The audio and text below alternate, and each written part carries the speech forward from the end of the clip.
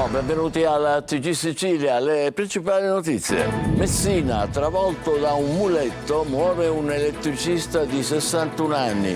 La Sicilia tra le regioni con più alto numero di infortuni sul lavoro, oltre 15.000 in 7 mesi, 52 mortali.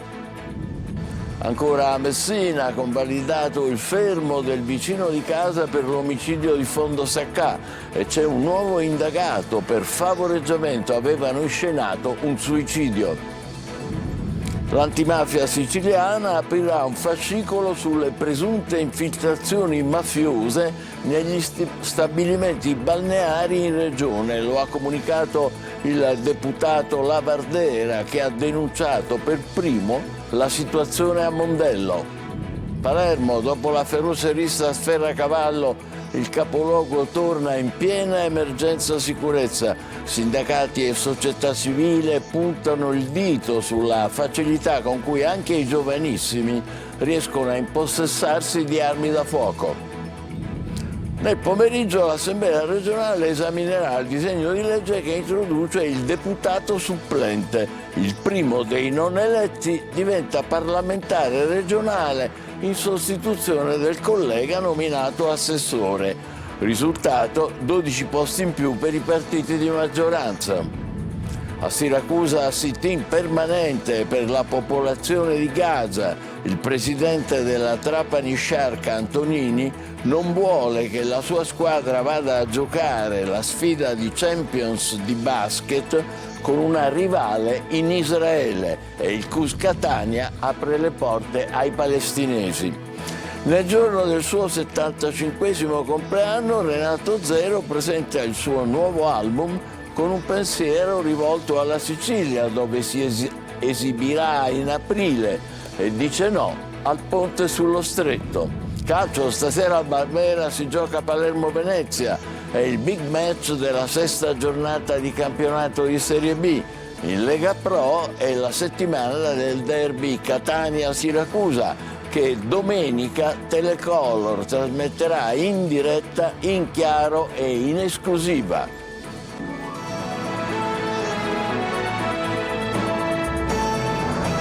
Bentrovati. Travolto da un muletto a Messina muore un elettricista di 61 anni. Sale così purtroppo il numero già altissimo degli incidenti sul lavoro in Sicilia, 52 quelli mortali soltanto negli ultimi 7 mesi. Adelaide Barbagallo.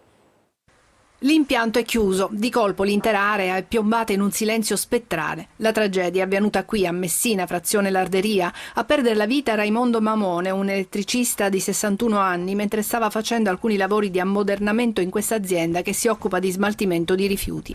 Secondo la ricostruzione della polizia, l'uomo, stimato professionista, titolare di una ditta individuale, è stato travolto da un muletto. Chi lo guidava non si è accorto della sua presenza. La procura di Messina ha aperto un'inchiesta. Quando in uno stesso cantiere ci sono più ditte impegnate, la legge prevede che venga stilato un documento di valutazione rischi. Anche l'esistenza o meno di questa attestazione verrà valutata dagli inquirenti. Gli incidenti sul lavoro sono un dramma, una piaga con numeri altissimi in Sicilia, difficile da debellare. In appena 7 mesi, da gennaio a luglio, oltre 15.000 gli infortuni con persone ferite più o meno gravemente. In testa alla triste classifica Catania con oltre 4.000 infortuni e Palermo con oltre 3.000. Gli incidenti mortali sono 51, che adesso salgono a 52. Solamente a Palermo 13, a Catania 12, seguita da Siracusa, Messina, Agrigento, Caltanissetta, Ragusa, Trapani. Ma quali motivi che fanno registrare in Sicilia numeri così alti? Lo abbiamo chiesto al segretario generale della CGIL. Noi siamo in presenza di un mercato del lavoro molto fragile e in cui vi è una forte correlazione tra lavoro precario e infortuni. E poi abbiamo una carenza di ispettori sul lavoro. Ormai sono rimasti poco più di 70 ispettori sul lavoro rispetto ai 400 che sono previsti in organico. Altro grande problema, dice il sindacato, è l'eccessivo ricorso al subappalto, alle esternalizzazioni e agli affidamenti. A Canicattì un giovane di 16 anni è morto la notte scorsa in un incidente stradale. Fatale l'impatto fra il suo scooter e un'auto che si è allontanata senza prestare soccorso. Solo all'alba il conducente della vettura si è presentato al commissariato di polizia. A Stromboli, mattinata di apprensione per gli abitanti e i turisti di Ginostra. Una frana si è staccata dal costone in prossimità dello scalo Pertuso. Fortunatamente il materiale non è precipitato direttamente sull'area di transito, allarmati comunque i residenti che lanciano un appello alle autorità per interventi urgenti. Vittoria, mio figlio è molto scosso, ma dovrà tornare alla normalità.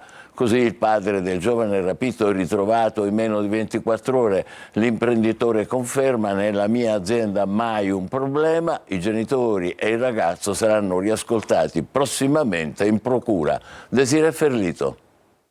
Una famiglia che prova a tornare alla normalità, quella coinvolta in un rapimento che ha scioccato per 24 ore Vittoria, la Sicilia, l'Italia intera. Trapela questo dalle parole del padre del 17enne sequestrato da 4 uomini incappucciati la sera di giovedì scorso. Le notizie, l'ansia e poi il ritrovamento, prima ancora del vai attento delle ipotesi.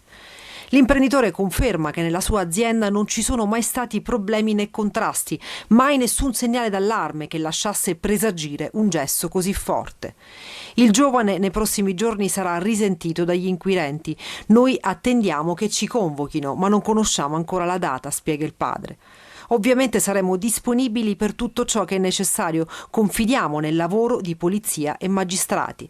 L'attenzione della famiglia adesso è stretta a tutela della serenità del ragazzo. Sta bene, per fortuna, è qui con me in azienda, ci ha detto il padre di Gaetano, raggiunto telefonicamente. Nei prossimi giorni, aggiunge, appena se la sentirà, Gaetano tornerà a scuola. È necessario che riprenda la sua vita. Questa esperienza è stata durissima, ma è un ragazzo forte e noi siamo una famiglia molto unita, conclude il papà del 17enne. Una vicenda con molti punti oscuri su cui prosegue incessante il lavoro degli inquirenti. Messina ha convalidato il fermo del vicino di casa per l'omicidio del 73enne a Fondo Saccà e c'è un nuovo indagato per favoreggiamento. Avevano inscenato un suicidio. Francesco Triolo. Un suicidio inscenato, quello del 73enne Mario Molinaro, trovato senza vita sabato scorso in una delle casette di Fondo Saccà a Messina. Almeno questa è l'ipotesi a cui sono arrivati gli investigatori dopo 2 giorni di indagini e interrogatori. Per la morte dell'uomo c'è un fermato, un vicino di casa, con l'accusa già formalizzata di omicidio e c'è anche un altro indagato. Per lui c'è l'ipotesi del favoreggiamento. Il 73enne è stato trovato morto a quanto pare con una pompa in gomma avvolta più volte intorno al collo e i sopralluoghi della polizia scientifica hanno fornito un quadro che alla PM Giorgia Spiri è parso sufficiente per delineare le responsabilità di 2 vicini di casa di Molinaro, entrambi iscritti nel registro degli indagati. Si tratta del 63enne catanese Maurizio Gravagna, l'uomo che nella giornata di sabato è stato sottoposto a un lungo interrogatorio in questura, e un altro indagato, il 76enne catanese Mario Refice, per favoreggiamento, ma per quest'ultimo però non è stato emesso al momento un provvedimento di fermo. Saranno le prossime ore ed ulteriori indagini ed interrogatori a chiarire il movente dell'omicidio, forse un giro di piccoli prestiti tra i residenti, ipotizzano gli inquirenti. Le case di Fondo Saccà, un tempo baraccopoli, da anni vedono un piano di rigenerazione urbana con progetti pilota di recupero per soggetti che hanno avuto problemi con la giustizia o soffrono di disturbi mentali e sono in cura. L'antimafia siciliana aprirà un fascicolo sulle presunte infiltrazioni mafiose negli stabilimenti balneari dell'isola. Lo ha comunicato, uscendo dalla commissione, il deputato regionale Lavardera, che per primo ha denunciato la situazione a Mondello. Il presidente della commissione Cracolici: accerteremo le procedure di assegnazione delle concessioni balneari. Roberta Lunghi. Il faro dell'antimafia regionale sulle presunte infiltrazioni mafiose nella gestione di uno stabilimento balneare in concessione demaniale a Mondello, denunciate da Ismaele Lavardera, deputato regionale e leader di Controcorrente, sfocia nell'apertura formale di un'inchiesta a tutto tondo sui lidi dell'isola. Lo comunica in una nota Lavardera, subito dopo l'audizione in commissione presieduta da Antonello Cracolici. Il deputato si dice soddisfatto perché rassicurato sul fatto che la battaglia, che sembrava solo sua, oggi invece invece, alla luce dell'audizione, diventa anche quella dell'antimafia. Il tutto nelle ore seguenti, la denuncia di Lavardera alla polizia dopo la minaccia ricevuta attraverso un messaggio inviato a Giuseppe Piraino, imprenditore di Palermo, che ha denunciato il pizzo e fatto arrestare alcuni mafiosi di Borgo Vecchio. Tu e Lavardera dovete morire, era il testo del messaggio. In una nota il presidente Cracolici comunica la decisione di convocare il dirigente generale del Dipartimento Ambiente della Regione, Calogero Beringhelli, perché riferisca sulle procedure di assegnazione delle concessioni balneari. Palermo, la feroce rissa di Sferracavallo torna ad accendere l'allarme sicurezza nel capoluogo. I residenti puntano il dito anche contro la chiesa, mentre scappavamo e cercavamo rifugio, ci ha chiuso le porte. La replica del parroco era un momento di grande caos, ma lo stesso sacerdote dice che c'è carenza di sicurezza. Marco Gullà.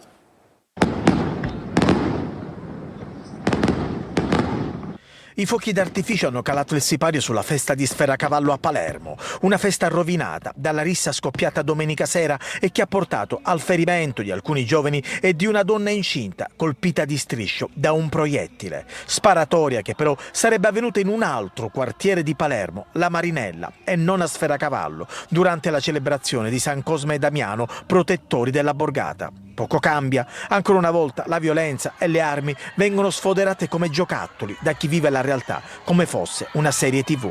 E c'è chi a Sferracavallo dice: mentre tutti scappavamo e cercavamo rifugio, la Chiesa ha chiuso le porte per non farci entrare. Evidentemente proprio in quel momento così concitato è chiaro che non c'era più l'autocontrollo, si correva a destra e a manca. Tra l'altro le forze dell'ordine ci hanno detto anche di non aprire la chiesa, di evitare rischi perché questi qua non sapevano dove stavano, insomma. La feroce rissa di Sferracavallo accende nuovamente la spia sull'emergenza sicurezza a Palermo. Sindacati e non solo alzano nuovamente la voce sulla facilità di reperire armi da parte dei giovanissimi. E poi, ancora una volta, la poca presenza delle forze dell'ordine, un po' come è successo a Monreale 5 mesi fa. Perché in una festa con oltre 10.000 persone, nonostante le svariate richieste di associazioni e residenti, c'erano pochissimi poliziotti presenti? E sempre a Palermo sono stati concessi gli arresti domiciliari ai due protagonisti del nuovo scandalo che ha coinvolto l'azienda sanitaria. Lupo e Cerrito hanno confermato il passaggio dei regali, ma hanno negato che si possano definire tangenti. Maglio Viola. Sono stati convalidati gli arresti in flagranza di Mario Lupo e Francesco Cerrito, rispettivamente commercialista rappresentante delle associazioni di assistenza Samot e Adi24 e dirigente dell'ASP di Palermo. Ad entrambi però, contrariamente alla richiesta dei pubblici ministeri, sono stati concessi gli arresti domiciliari. Questo perché Lupo si è immediatamente dimesso da ogni incarico nelle due società ed entrambi hanno ammesso i regali contestati. Lupo e Cerrito sono stati arrestati mentre il commercialista consegnava al funzionario dell'ASP una bomboniera all'interno della quale c'erano nascosti 2.000 euro in contanti. Lo stesso Lupo ha ammesso di aver fatto regali in denaro per 5 o 6 volte per ringraziare Cerrito per la puntualità dei pagamenti. Cerrito a sua volta ha ammesso i regali, ma negando che si tratti di tangenti e sostenendo che tutti i mandati di pagamento sono regolari.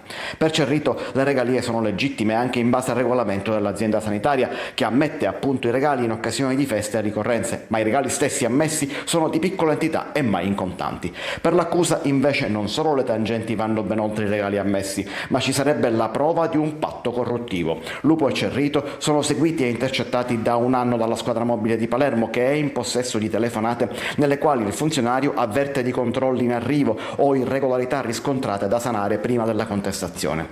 Ma fra ammissioni e dimissioni per il GIP sono comunque venuto meno le esigenze di custodia cautelare in carcere. Attualità politica, oggi all'Assemblea regionale il voto per modificare lo statuto e introdurre il deputato supplente, ovvero l'incompatibilità tra carica di assessore e carica di deputato. Emanuela Corsi.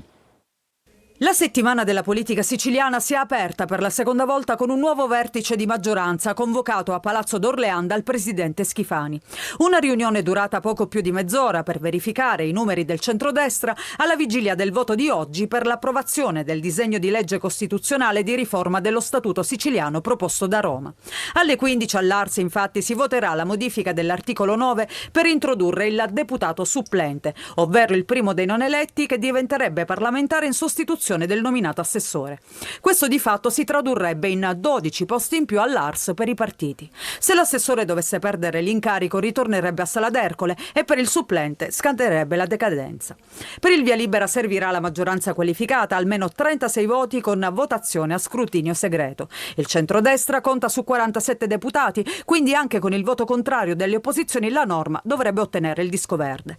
Resta il nodo delle assenze che potrebbe invece rinviare il voto, che comunque dovrà avvenire entro la fine di questa settimana quando scadranno i 60 giorni dalla nota del Ministero degli Affari Regionali. Con il parere favorevole la legge dovrà poi essere approvata dal Parlamento nazionale, che si dovrà esprimere in doppia lettura in quanto è necessaria la modifica dello Statuto siciliano. A Siracusa, come in molte altre città fuori dalla Sicilia, sit-in permanenti pro Gaza. Francesco Aloi. In piazza Archimede a Siracusa c'è uno dei presidi permanenti a sostegno di Gaza e della Global Sumud Flottiglia. Proprio in queste ore, come si legge in questo post, la missione entra nella fase più critica. Le 46 barche a vela sono ormai vicinissime alla zona considerata più a rischio. Chiedono il nostro supporto perché quando noi ci siamo lasciati ci siamo promessi che noi saremmo stati la loro prosecuzione in terra. Noi siamo la flottiglia di terra. Israele lo ha detto, non sarà permesso a nessuno di forzare il blocco navale, ma la flottiglia vuole andare verso la striscia di Gaza. Se ci sarà un attacco noi siamo pronti a effettuare le occupazioni delle piazze, ma tutto sempre in modo pacifico e rispettando quelli che sono i confini delle nostre libertà. Adesso la missione è protetta dalla Marina Militare Italiana, ma arrivati tra le 100 e le 120 miglia nautiche dalla striscia, la fregata Alpino si dovrà fermare. Da Palazzo Chigi il ministro della Difesa Crosetto ha detto «Temo incidenti, firmerei se venissero solo arrestati». E restiamo in argomento. Il presidente della Trapani Shark Antonini non vuole che la sua squadra vada a giocare la sfida di Champions di basket con una rivale in Israele. Franco Camarasana. Credo che quanto stia succedendo a Gaza non abbia precedenti e noi da sportivi non possiamo incontrare le squadre israeliane. Così come è stato fatto per le squadre russe, anche quelle israeliane pertanto devono essere escluse dalle competizioni europee. La richiesta annunciata dal presidente della Trapani Shark, Valerio Antonini, per certi versi dirompente e appoggiata sembra da altre società italiane di Serie A, sta costringendo in queste ore ad una riflessione la Federazione Internazionale di Pallacanestro. Se dovesse essere accolta, verrebbero ad essere modificati i calendari già definiti di Eurolega e Basketball Champions League. A quest'ultima competizione parteciperà per la prima volta la Trapani Shark, classificatasi seconda nella semifinale scudetto della scorsa stagione.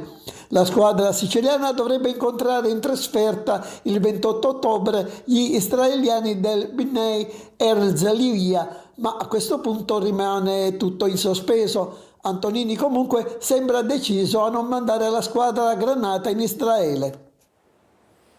E a sua volta il Cus Catania apre le porte ai palestinesi con lo slogan «Basta guerre». Le strutture sportive del centro saranno messe a disposizione gratuitamente. Musica. Nel giorno del suo 75esimo compleanno, Renato Zero presenta il suo nuovo album all'insegna di un pensiero verso la Sicilia, che sarà meta del suo tour prossimamente, e ribadisce la sua contrarietà al ponte sullo Stretto. Roberta Lunghi.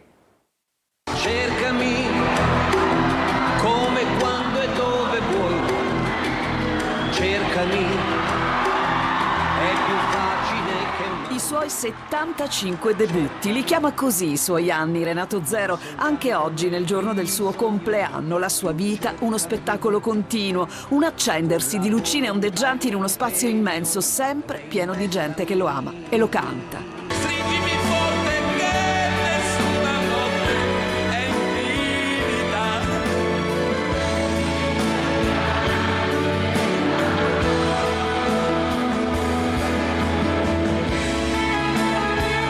Sono tempi difficili, di guerra e instabilità, accanto alla libertà di essere, di amare, di scegliere. Lo dice Renato alla presentazione teatrale dell'album in uscita L'Ora Zero, con lo sguardo di certo volto alla Sicilia, meta conclusiva del nuovo tour. Il pensiero all'isola rinnova il suo cocente no all'idea del ponte sullo stretto. Che hanno soffocato la sorpresa, la meraviglia, la storia, la imperturbabilità di un paesaggio che non vuole altro che esibirsi naturalmente con tutta la sua bellezza. Così appena un anno fa e proprio ieri lo ha ribadito. Spero che non venga fatto, ha detto. Di certo il suo attraversamento in mare per le 2 date messinesi al Palare Scifina al momento è garantito. Il 15 e 16 aprile il pubblico siciliano dunque si prepari a un nuovo abbraccio.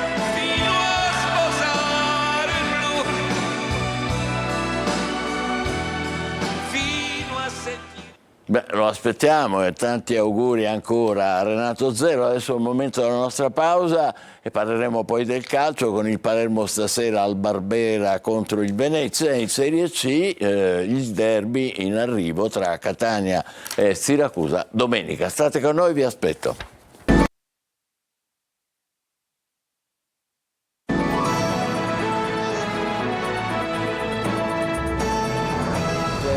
Notizia appena arrivata da Palermo, la Commissione regionale antimafia, si legge in un comunicato, visti i recenti fatti di cronaca connessi al sistema corruttivo all'interno dell'azienda sanitaria provinciale di Palermo, convocherà gli attuali dirigenti in una seduta che si terrà mercoledì 8 ottobre. Dunque la Commissione antimafia della Regione sentirà i dirigenti dell'azienda sanitaria di Palermo.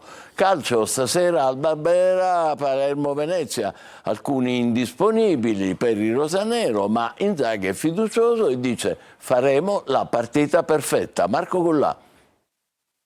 È il big match della 6ª giornata di campionato di Serie B. Stasera, che sera al Barbera. Il Palermo nel turno infrasettimanale sfida il Venezia di Stroppa. Una partita da Serie A, o meglio, tra 2 squadre che vogliono raggiungerla. Rosanero che vengono dal pari del Manuzzi, lagunari tornati in carreggiata dopo il successo interno contro lo Spezia. Ma il Venezia me lo aspetto, insomma sappiamo cos'è Stroppa, come fa a giocare bene le sue squadre, che è un allenatore vincente, gli ha dato mentalità, è una squadra molto forte. Però al di là del rispetto che ho per l'avversario è una di quelle partite che qualsiasi giocatore vorrebbe giocare. Per noi è un grande esame di maturità, ma mi fido dei miei ragazzi. E servirà appunto la partita perfetta. Torna Diachité, indisponibili Ranocchia e Augello. Gomez non sta bene. Brunori, tenuto inizialmente in panchina contro il Cesena, dovrebbe tornare dall'inizio. Accanto a lui dovrebbe agire Giasi, davanti spazio a Poyampalo, il grande ex della gara. Giovane potrebbe giocare al posto di Augello.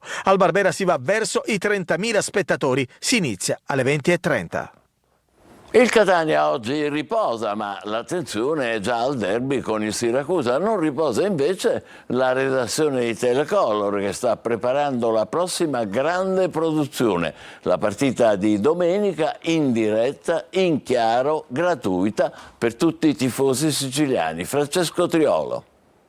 Una boccata d'ossigeno prima di ripartire. Il Catania riposa, lo fa oggi dopo essersi allenato ieri a Bari prima di rientrare dalla trasferta di Cerignola. 24 ore di stop per riprendere fiato ed energie, anche mentali. Lo staff medico e quello tecnico contano di recuperare pienamente Donnarumma. C'è il derby contro il Siracusa all'orizzonte e poi Giuliano fuori casa, le 2 gare interne contro Benevento e Salernitana.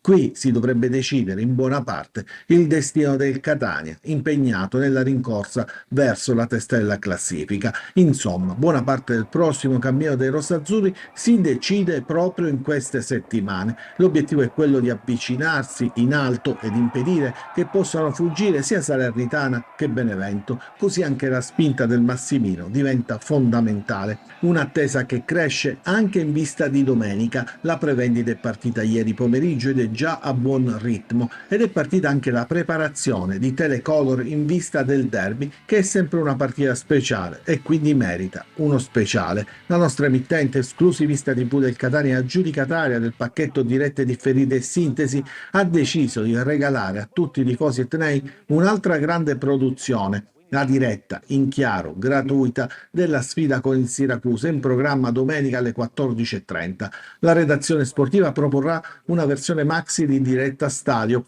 4 ore di trasmissione a partire dalle 13:30 con la presentazione della partita, le formazioni ufficiali e le voci dei protagonisti. Poco prima del calcio d'inizio, il racconto live dei 90 minuti con l'analisi dei casi arbitrali e le interviste flash a fine primo tempo e al triplice fischio. E infine un ricco post gara con risultati, classifiche e le interviste in anteprima ad allenatori e giocatori. Beh, preparatevi a questa domenica speciale. Noi intanto ci fermiamo, l'appuntamento per altre notizie alle 20. Grazie per averci seguito, buon pomeriggio.